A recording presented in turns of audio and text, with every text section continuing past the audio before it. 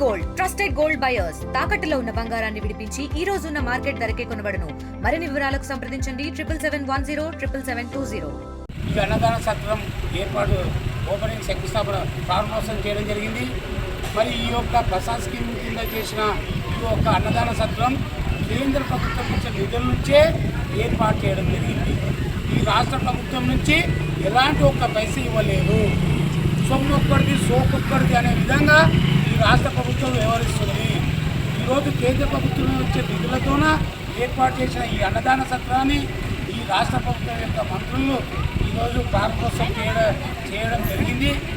మరి ఈ రాష్ట్ర ప్రభుత్వం కూడా ప్రజల భక్తుల సౌకర్యాల కోసం ఈ రాష్ట్ర ప్రభుత్వం కూడా కొన్ని నిధులు కేటాయించాలని ఈ సందర్భంగా మేము కోరుకుంటున్నాం. తెలంగాణలో ఉన్నటువంటి ఏకైక శక్తిపీఠం అష్టాదశ శక్తిపీఠంలో 5వ శక్తిపీఠమైనటువంటి జోగులాంబ క్షేత్రంలో నూతనంగా కేంద్ర ప్రభుత్వం అంశంతో 38 కోట్ల రూపాయలతో ప్రసాద్ స్కీమ్ కింద ఒక భవనం ఏర్పాటు చేయడం జరిగింది. అందులో భోజనశాలను ఏర్పాటు చేశారు. సంవత్సరానికి దాదాపుగా 10 కోట్లకు పైగా ఆదాయం ఉన్నటువంటి జోగులాంబ క్షేత్రంలో కనీసం రోజుకి 1000 మందికి అన్నదానం చేసేయడానికి ఆలయ అధికారులు కానీ ఎండోమెంట్ అధికారులు కానీ చొరవ చూపించడం.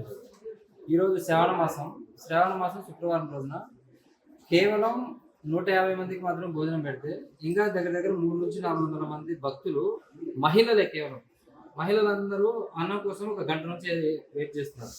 గత సంవత్సరం నుంచి ఆలయ అధికారులకి ఎండోమెంట్ వాళ్ళకి హైదరాబాద్లో ఉన్నటువంటి కమిషనర్ ఆఫీసులకి చెప్పొచ్చింది. జోగులాంబ క్షేత్రంలో ఉన్న అన్నదాన కేంద్రంలో తప్పకుండా ఉదయం నుంచి సాయంత్రం వరకు నిత్య నిదానం చేయాలని, తక్కువగా 500 నుంచి 1000 మంది భక్తులు ఉండేటటువంటి టెంపుల్లో ఉదయం సాయంత్రం వరకు మీరు అన్నదానం జరిపించి 1000 మందికి తగ్గకుండా అన్న భోజన కార్యక్రమం ఏర్పాటు చేయమని చెప్తే సంవత్సరంన్నర అయిపోతుంది. ఇప్పటి వరకు ఎండోమెంట్ అధికారులు ఎవరు కూడా స్పందించట్లేదు.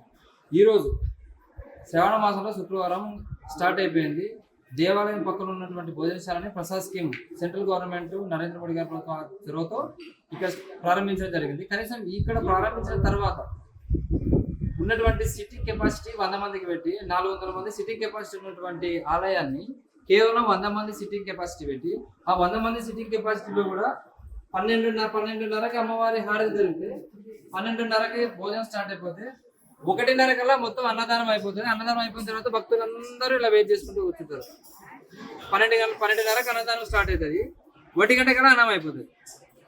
ఇదే ఎండోమెంట్ అధికారులకి గత 2 నెలల నుంచి చెప్తున్నాం, అన్నదానంని ఏర్పాటు చేయండి. అన్నదానం పెట్టి భక్తుల సంఖ్యలు పెరుగుతున్నాయి కాబట్టి టెంపుల్కి వచ్చేటటువంటి భక్తుల దృష్టిలో పెట్టుకొని అన్నదానాన్ని ఎక్కువ మంది కేటాయించి చేయమని చెప్తున్నాం.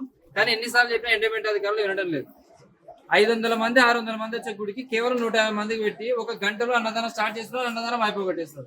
కాబట్టి దయచేసి ఎండోమెంట్ అధికారులు ఎప్పటికైనా మేల్కొని భక్తుల సౌకర్యార్థం జోగులాంబ క్షేత్రానికి వచ్చినటువంటి మహిళలు మొత్తం మహిళలే, అందరు మహిళలే.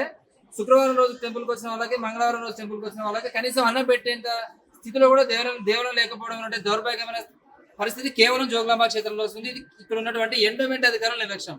కాబట్టి ఎండోమెంట్ అధికారులకి సంబంధిత శాఖ తెలియజేసినది ఏంటంటే, ఖచ్చితంగా శుక్రవారం రోజు మంగళవారం రోజు 1000 మందికి అన్నదానం జరగాల.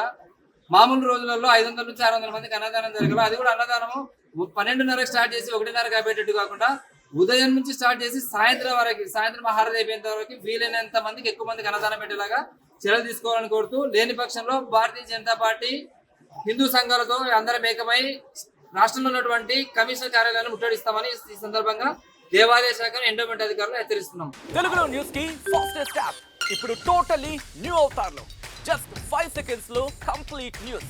సోషల్ మీడియాలో ట్రెండ్స్ కి one stop solution. Live TV app voice search option తో ఇప్పుడే డౌన్లోడ్ చేయండి లేదా అప్డేట్ అయిపోండి. యాప్ లింక్ డిస్క్రిప్షన్ లో ఉంది.